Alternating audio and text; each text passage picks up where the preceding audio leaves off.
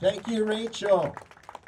Hey, it's great to be here with everybody today. I'm going to read a few remarks here for about 6 minutes, and then I would really like to hear your questions and your thoughts and ideas, because that's how I learn. There's no better place to talk about Iowa's future than the Iowa State Fair. Every year, this fair brings together the very best of Iowa, our farmers, our workers, our businesses, families, and communities.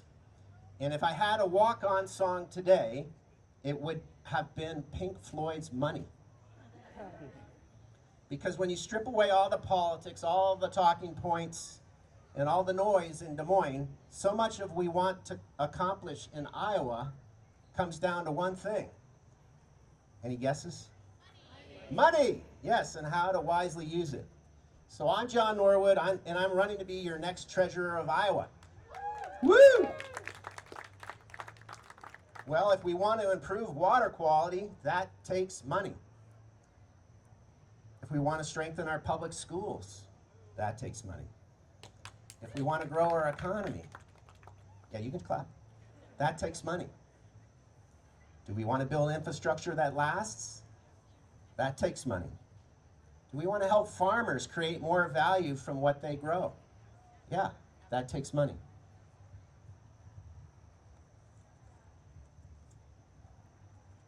These aren't just spending questions. They're questions of priorities, how we invest, accountability, and long-term value. That's why the Treasurer's Office matters.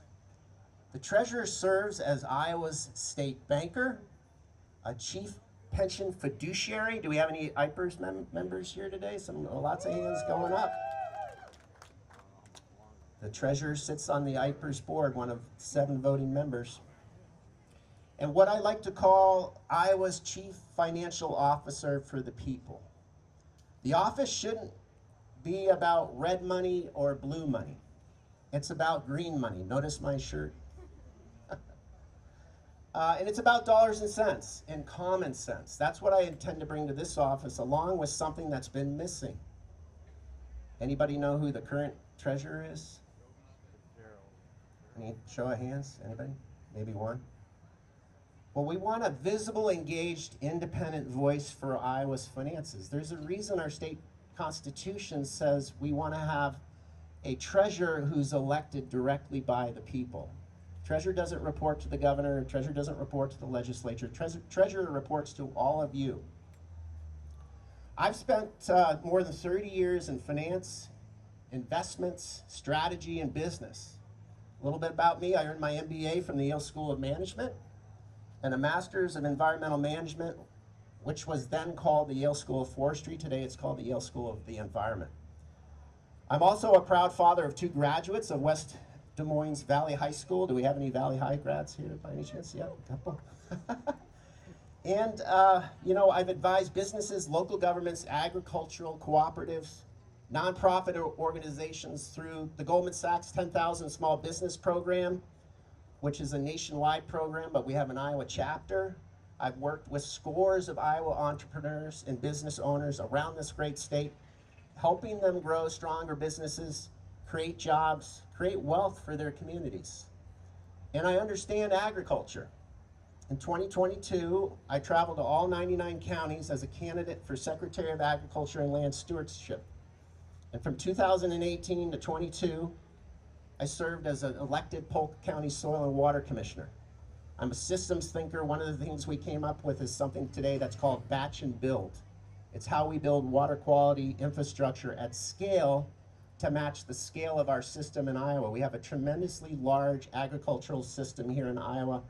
It's the #2 state, only behind the state of California in terms of the top dollar value of the output.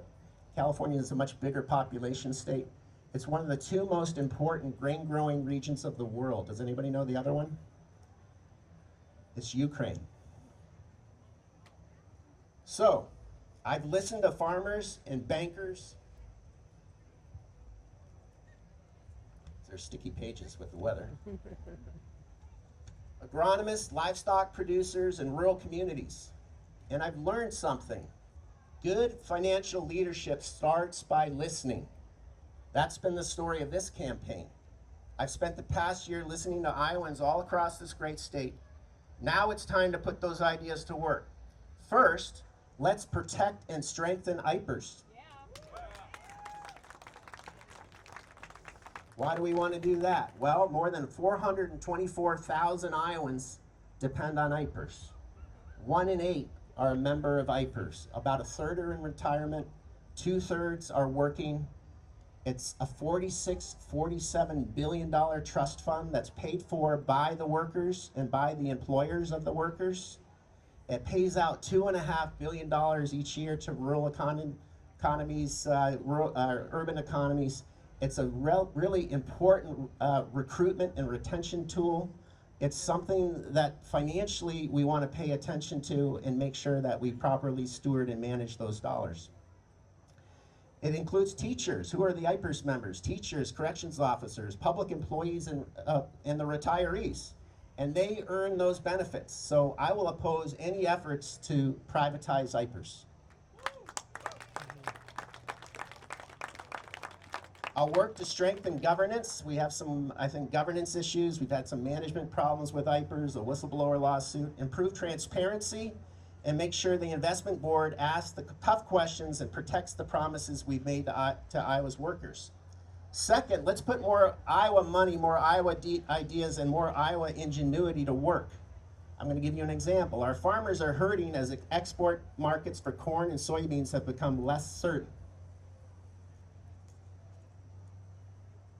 Iowa cannot control these world markets, but we can help farmers create new ones.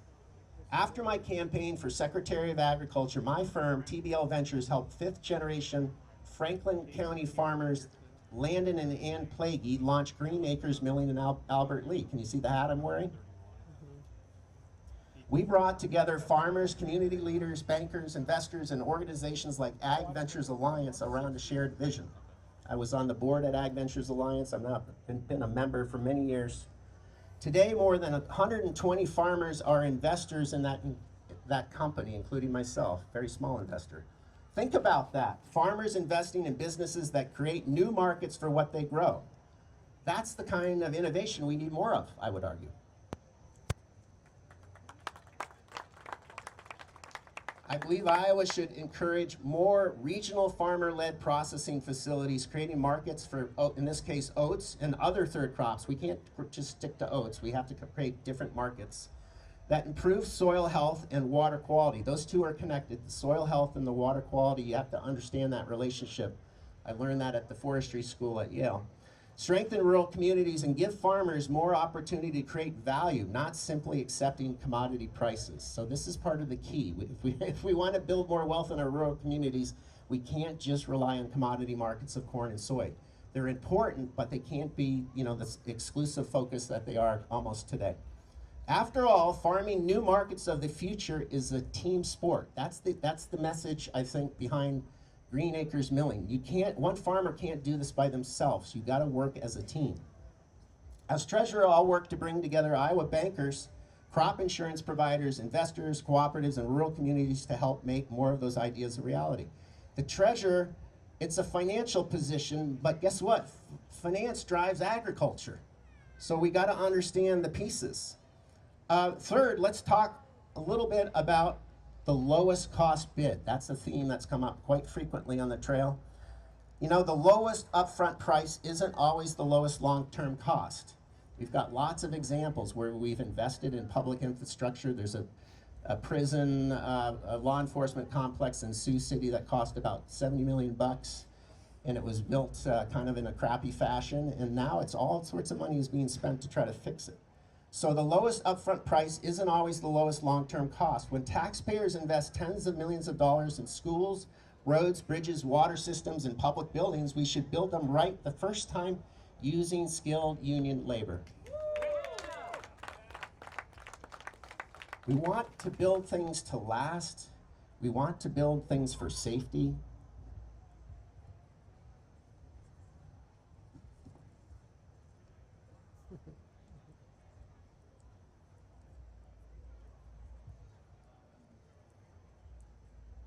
Should have separated these. Built with quality, I mean, imagine our schools being not built with safety in mind or quality in mind. Built on time, that's good for taxpayers, that's good for Iowa workers, and that's good for Iowa. Finally, our 529 college savings plan should also work for the next generation of electricians, plumbers, welders, and carpenters, not just students pursuing four-year college degrees. If you're saving for a college education, wonderful.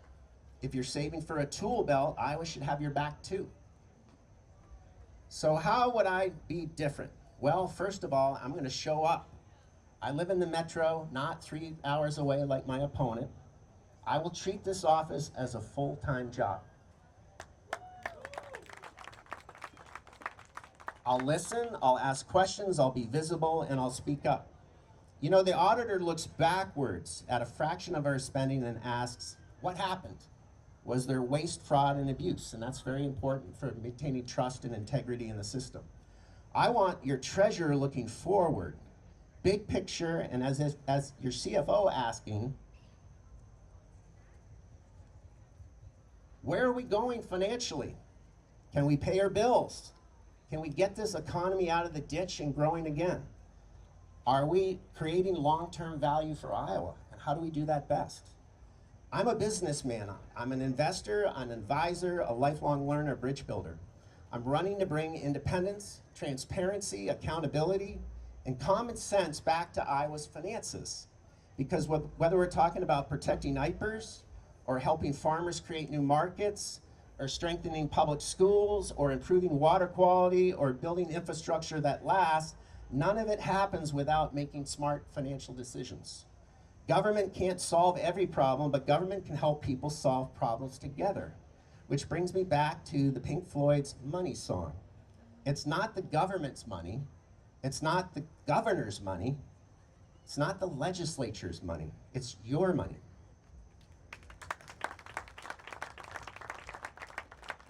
You worked for it, you earned it, and when the government collects it, you deserve to know where it goes and how it's being invested and whether it's creating long-term value for Iowa.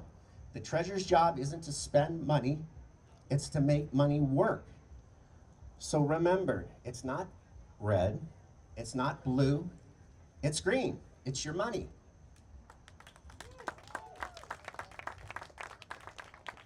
And as your treasurer, I'll never forget who it belongs to. I'm John Norwood. I want to thank you for listening. You can follow us on Facebook at Citizens for John Norwood. If you see things you like it. If you see things you want to share, share it. You can visit our website at norwood4iowa.com. Share your thoughts. I want to hear what you're thinking because that's how I learn. Chip in if you can. This is an important race. We don't have all the money that the governor's race or the congressional races have, but on an everyday basis, this is probably one of the most important positions at the state level. Enjoy the state fair. I'd be honored to earn your vote, and I'll take any questions.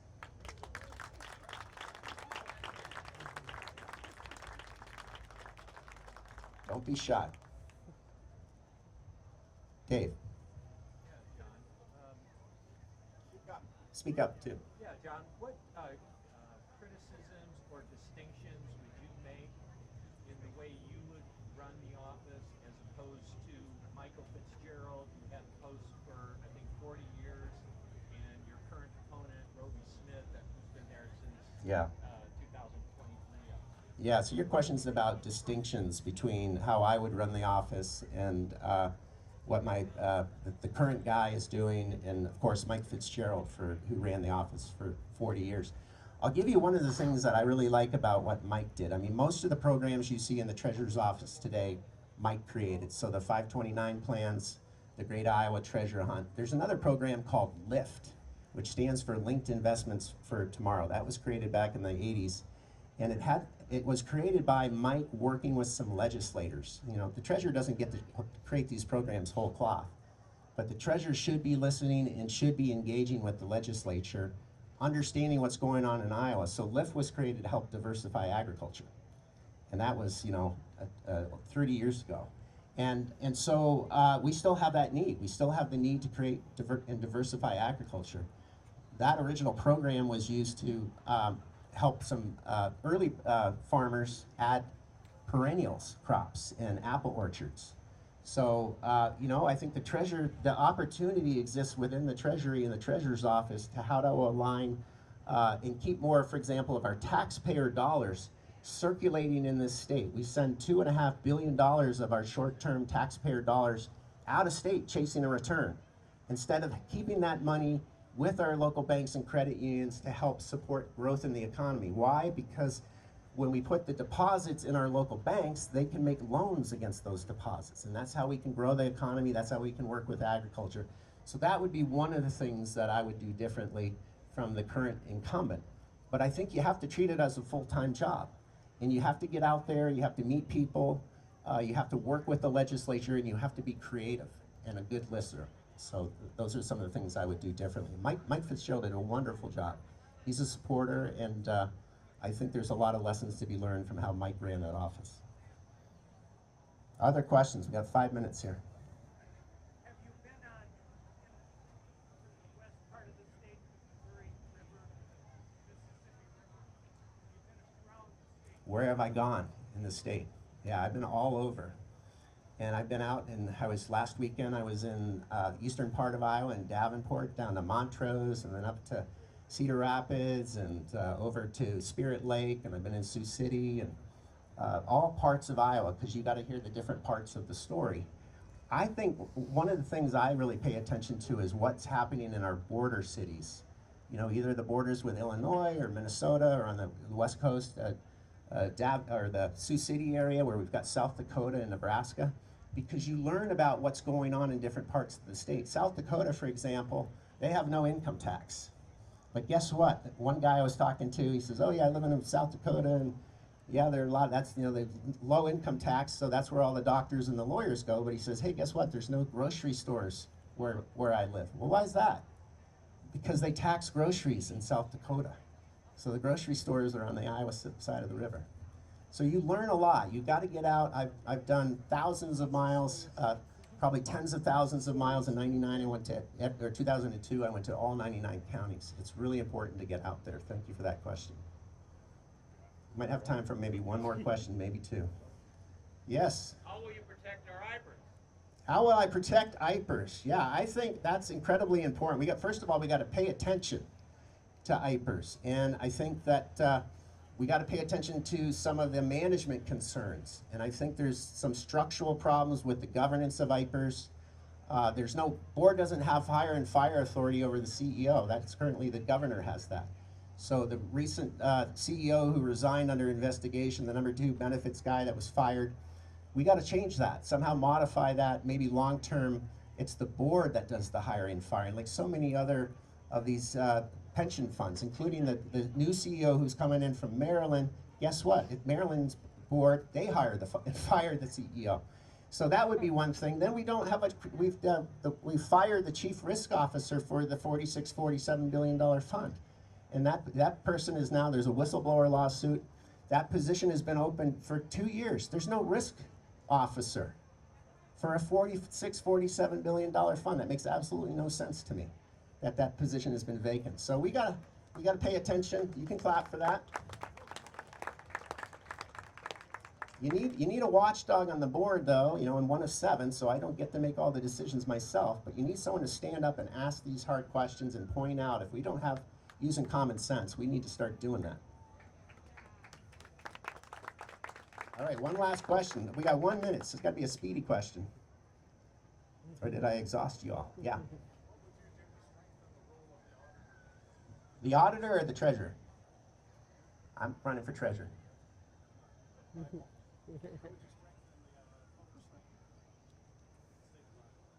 From the treasurer or the auditor perspective? Well, the treasurer, I think what we can, the auditor looks backwards. The treasurer should be looking out the windshield. And so the treasurer, I think, can, as the CFO of the people, raise the visibility before the money's ever spent. The private school vouchers, for example, we're spending $330 million. We're in $1 billion structural budget deficit. That number is going up. We got to put some brakes, I think, on private school vouchers. Millionaires shouldn't be sending their kids at taxpayer expense to private school. I mean, that's just common sense.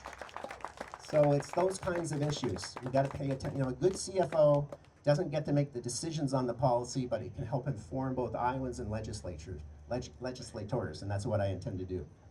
I think our time's up, so thank you so much, everybody, for listening, and your questions were great. Thank you.